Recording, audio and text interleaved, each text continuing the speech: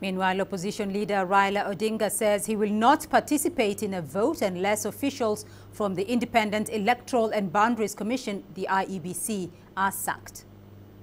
IEBC cannot begin the process of ensuring an honest election as long as those responsible for the irregularities and illegalities are still lacking in its corridors. IEBC has refused to dismiss or suspend them.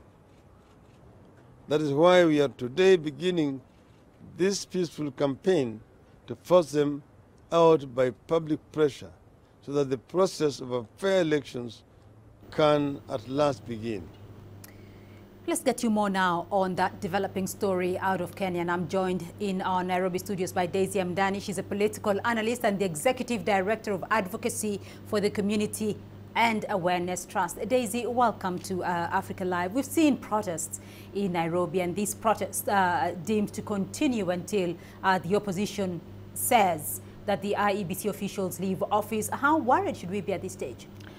You know, I think it's we're seeing a situation where there are some people who are trying to engineer a political crisis, because any means that are extra legal or extra constitutional are not geared towards taking us down a good path.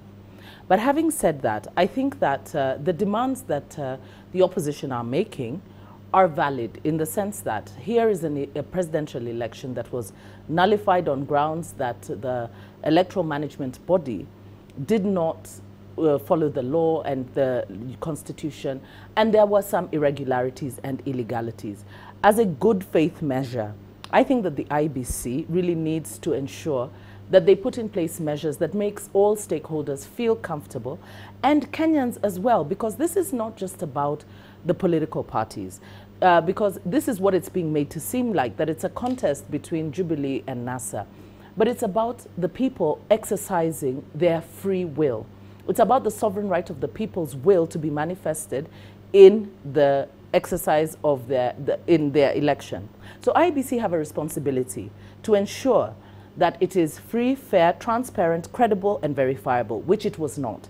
Therefore, if you have been cited by the Supreme Court as having not followed through, as a bare minimum, there are certain basic changes that you would have to make. I mean, this is a reasonable demand. But now we have IEBC seem to be, digging in their heels. Our political class are digging in their heels. People are not talking to each other, people are talking at each other. And now we see people taking to the streets. Right. So we're seeing people now heading to the streets, though. But the Supreme Court did rule that an election has to be redone within 60 days. That 60-day period is fast, approaching. Yes. Yeah. Is Kenya now headed to a constitutional crisis, because the opposition is digging in and saying that they will not be part of the vote if the IEBC or the electoral body does not reform? The IEBC is on course according to their stipulations, and from what we are hearing from them, they are planning accordingly.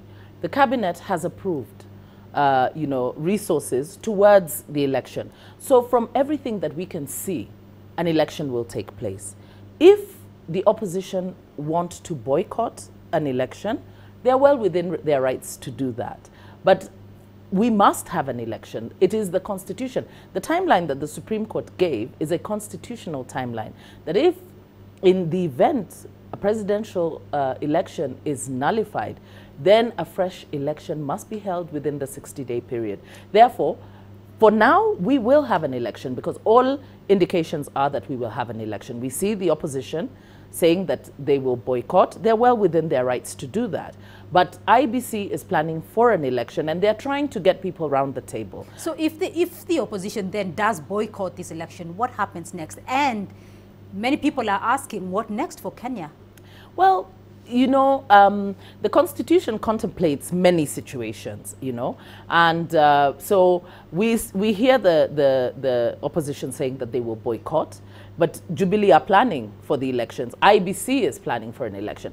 Therefore, we will have an election. So we would have to wait and see what this boycott would look like if it happens, and then what are the implications. Of course, right now what we do have is an emerging political crisis, okay? But it is important to note that remember that we do have an incumbent, the president is in office, and things are unfolding. So I think that we must ensure we have a responsibility as Kenyans in our spheres of influence, to get our leaders to talk to each other so that we don't find ourselves having an extended political crisis that could very well lead us to a constitutional crisis and a full-blown, situation that we have no idea how it would unfold. So it would be better to avoid that situation. All right, Daisy Amdani, thank you very much for your Thank you, Beatrice. insights.